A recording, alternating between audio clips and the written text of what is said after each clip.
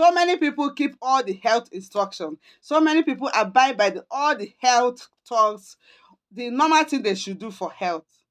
But eventually they come down with so many issues, heart problems, kidney issues, liver problem, and the rest of them.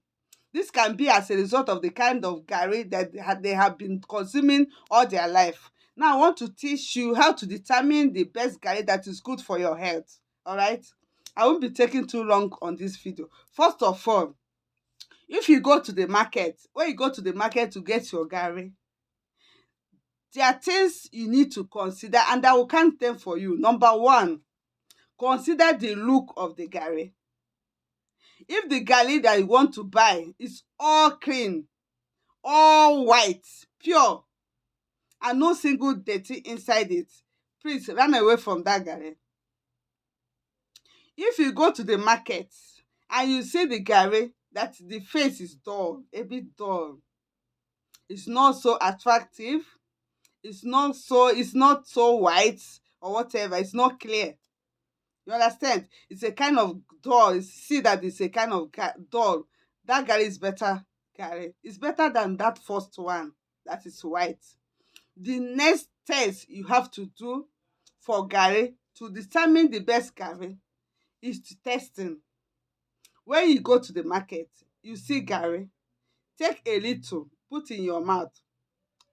If you have that one that is sweet, that one that is tasty, like it's so sweet, you are not having any reaction of it's sweet to your taste, you love it so much, that garri is not good for you. Don't buy that garri. But if you go to the market, you see that one that is so soury, that is sour, like you put in your mouth, that garri is better garri. The cyanide content of that garri is low. You understand? And that is why most of the times the jabu garri is one of the best garri you can find anywhere. Some other people from other states make such garri, but one of them is Ijabu garri. You understand? So you find any garri that you put in your mouth and it's so sour, that kind of garri is good for you.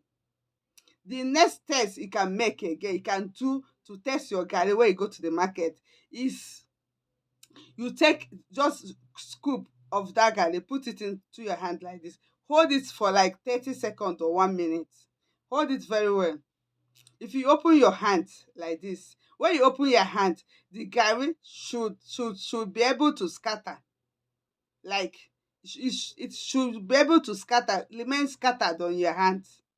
No one is missed, no one is holding together. But after holding it and open your hand, you notice that the garri is still blocked for somehow for some minutes. After holding it for a long time, it's still blocked, then that garri is not good, don't buy it.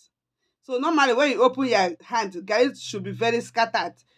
That means the garri should be very dry. It should be very dry when you hold it. When you hold it for a minute and you open your hand, it should still scatter normal, like should still be like the way it's supposed to be scattered. Not like you open your hand, still be molded. It shouldn't supposed to be having any mold. That means the sign of content of that garri is still high, and all the garri sign of that garri is supposed to be reduced. That's why some other people, when they go to the market, when they want to make their garri, they intend to put palm oil inside it in the frying process. So in frying process, hydrocyanic acid is being killed, is being broken down by heating.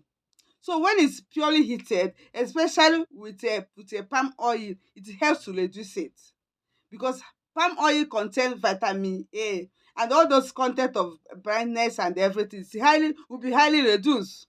So this is a few things that you can do to help yourself make the right choice of in buying garri. So stop injuring yourself. All right. Thank you for watching.